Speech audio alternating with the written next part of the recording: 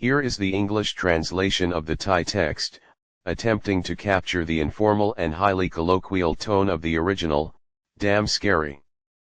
What kind of scary animal is that __? No, oh, many people might be wondering, hey boom, what kind of seal are you? You open the clip and just laugh for no reason. It's nothing, really. Before recording this clip, before I came to talk to everyone, I read the news, a press statement, you know, before the UEFA Champions League semi-final second leg match, the game between Arsenal and PSG at the Parc des Princes. The coach of the Gunners, Mikel Arteta, he talked about timing, you know, he talked about timing. He said his team, well, it seems like everything is out of sync, bad timing, and he went and mentioned another team, you know, he went and mentioned them. Which team did he mention? He went and mentioned Liverpool. Oh man, before recording this clip, I went and looked on social media, looked at various pages, and it popped up, especially the pages of the Fi folks. I can tell you one thing, Mikel Arteta is trashed, heavily trolled, you know. Actually, I understand both sides. What Mikel Arteta said, from my point of view, I don't think it was really a dig or an expression of dissatisfaction or anything about Liverpool winning the championship. He said this, he said that this season that Liverpool won the championship, you know, winning the championship after 34 to 35 matches, if you compare it to Arsenal back then, Arsenal also did the same, 2 seasons even, but the timing was bad, just like this. If we go back to, like the 2018-19 season when the Reds got 97 points and then slipped up against Manchester City, right, they were blocked by 8, eaten by blocked 9, you know. That year Manchester City had 98 points. It's the same thing, it's about timing. If it were another season, Liverpool's 97 points would definitely win the championship, win a lot too. He probably meant something like that oh wow, the timing for the Gunners isn't very good, it's not really falling into place, but well, right, he shouldn't have mentioned them. Their momentum is strong, you know, the water is flowing fast, you know. The water is flowing fast, don't cross it, not don't put your boat across, you know. See, nobody's helping me correct that. So, it's done for, you know, they got it again because as rivals, competitors, you know, it's a little sensitive. Tonight, you know, Arsenal will play in the UEFA Champions League semi-final second leg, going to PSG with a disadvantage because they played at home last midweek, you know. Instead of gaining an advantage, they were beaten at home by the PSG team, you know, who came and slaughtered them in their own territory and took the win with a score of 1-0. So tonight, you know, it's a difficult task for Arsenal. But before we talk about this match, I'd like to take you back to the game last night. Oh wow, the game between Inter and Afra, you know, Inter Milan, you know, Inter Milan and Barcelona. I have to say it was a night of pure excitement, goals flying in everywhere. The first leg, you know, the first leg of this tie at Barca's home, it was exciting, and last night was even more exciting. In the first leg, Inter was leading 2-0, Barca came back to 2-2, Inter led again 3-2, and finally Barca equalized to 3-3 at their own home. Last night, wow, it was like a similar movie reel but more fun and more thrilling. Inter went ahead 2-0, just like before, and then Barca equalized to 2-2, just like before. But what wasn't the same was that after Barca equalized to 2-2, the momentum swung completely, and they came back to lead from 2-0 to 3-2. And the third goal, the go-ahead goal, happened in the late stages, with only 3 minutes left. Looking at it, oh wow, Inter wouldn't make it to the final after all, Barca was going to the final deservedly, you know.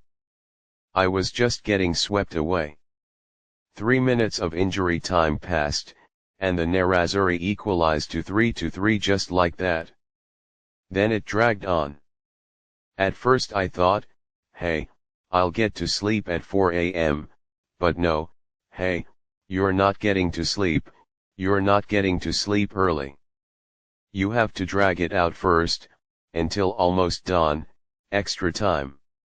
And then it turned out to be Inter Milan again, who came back to lead again from trailing 3-2, equalized to 3-3, and then went ahead to 4-3 before winning with that score.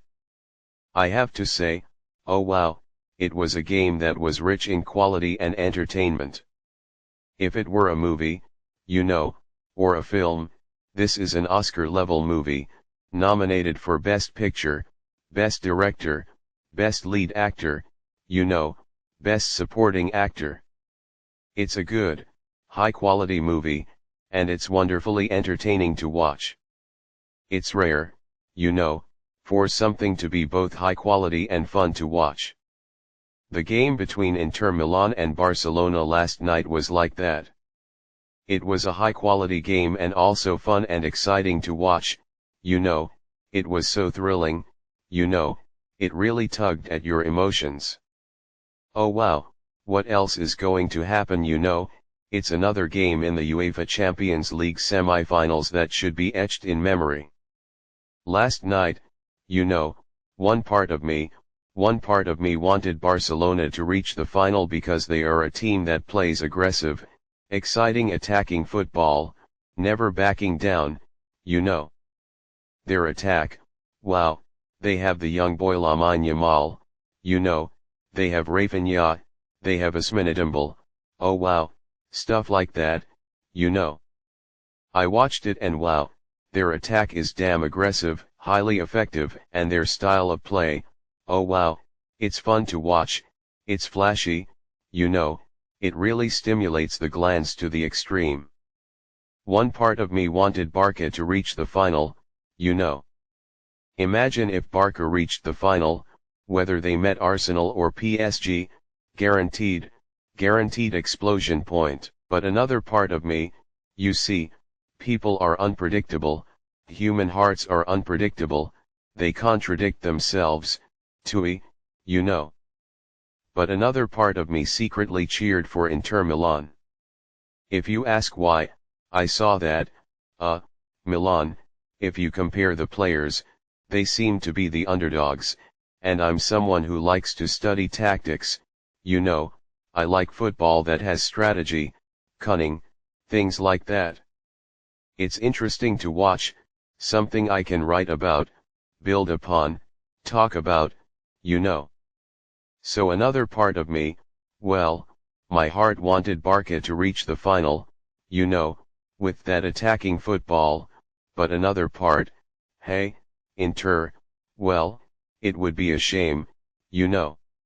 It was like, that person is good, and this person is also good in another way, you know. One thing I was focused on, really focused, you know, was watching Inter Milan and their 3 at the back system, you know, the 3-5-2 formation, specifically. If you ask why I was focused on watching that specifically, I wanted to know why Inter Milan's back 3 is so successful, why their form is so good and hot. I watched intently, you know, to see how Inter Milan's back 3 compares to Man Utd's back 3. Okay, it's definitely different, but I wanted to know how they play. After watching the whole game, you know, I tried to observe and found that Inter Milan's back 3, okay, 1, they are familiar with it, they are proficient, they have been playing it longer than Manchester United. So, the coordination, the understanding, they have a higher level of that. They have 3 definitive center backs. But one point where I felt, hey, this is how it should be, was that we could see that when Inter Milan builds up, using the word build up again, When they set up the game from their own half, you know, with the back three, you know, they go forward. They don't just pass the ball back and forth, they don't go from left to right, from right to center, from center to left, from left to right again, things like that. They don't just pass it around. When they get the ball, the main goal is forward. No, they don't pass the ball back and forth, and they don't pass it back unless necessary. Do they pass it back? Yes, but not unnecessarily. They only pass it back when, okay, the principle of Inter Milan's football is 1. The ball must go forward. This is point 1, the ball goes forward. 2. If going forward is blocked, if they can't go forward, they go wide. 1. Go forward. 2. If going forward isn't possible, go wide, you know, wide here, wide left, wide right, whatever the angle. Wide. If going wide is still blocked, they can't go through, they are marked, no angle, then they choose option 3, pass it back. See, it's a simple principle. 1. Go forward. 2. If forward isn't possible, go wide. If wide isn't possible, then go to option 3, pass it back. But we see Inter finding a way to go forward all the time, so we don't often see them pass it back. If you ask why they can always find a way to go forward, what I see is they are brave enough to play, brave enough to attack, brave enough to break the press, you know. And second, they move off the ball, find space, and go. Let's say a center back passes to a wing back, you know, the center back also runs, you know, runs to create space for the wing back to pass the ball, you know, pass to the midfielder, pass to the center back who has moved up to support, or whatever it is. See, this is a simple principle, pass and move. But what I see from the Red Devils, from Ruben Amorim's work, is they pass and don't move, they pass and stay put. If you ask why they pass and stay put, it's called maintaining position. Therefore, we see that Man Utd tries to maintain position, so it becomes setting up the ball by passing it back and forth and alternating with passing back. Is it wrong? No, it depends on each coach's concept, you know. Like Simone Inzaghi, he is more proficient in this, he is more daring, he can make his players brave enough to play, brave enough to attack, break the press and go forward, while Ruben Amorim, you know, wants certainty.